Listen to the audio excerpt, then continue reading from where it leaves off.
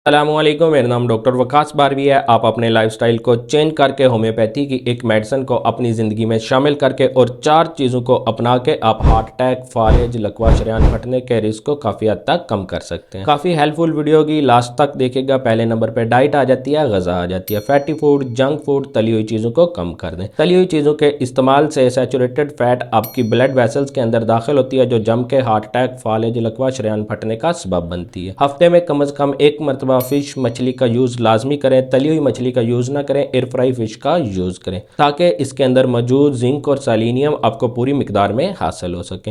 हफ्ते में एक दफ़ा कम से कम गोश्त का इस्तेमाल लाजमी करें, चर्बी वाले गोश्त को अवॉइड करें। डेली रूटीन से रेगुलर आप सब्जियों और फलों का इस्तेमाल लाजमी करें। सब्जियों और फलों के अंदर मौजूद मल्टीविटामिन, फाइबर, एंटीऑक्सीडेंट आपकी बॉडी के मल्टीपल ऑर्गन की कारकर्दगी को बेहतर करने के साथ साथ आपके दिल की सेहत को बरकरार रखते हैं। आपको बहुत सारी बीमारियों से बचाए रखने में बहुत ज़्यादा मददगार होते हैं। नमक का इस्तेमाल कम से कम करें। नमक के इस्तेमाल से ब्लड प्रेशर हाई होता है। जैसे ही आपकी खून की नालियों में ब्लड का प्रेशर हाई होता है तो हार्ट अटैक, फालिज, लकवा, शरेयान फटने के चांसेस बढ़ जाते हैं। दूसरे नंबर पे एक्सरसाइज। एक नॉर्मल इंसान को अपने दिल की सेहत को बरकरार रखने के लिए एक हफ्ते के अंदर कम से कम 200 मिनट एक्सरसाइज करना लाजमी होती है।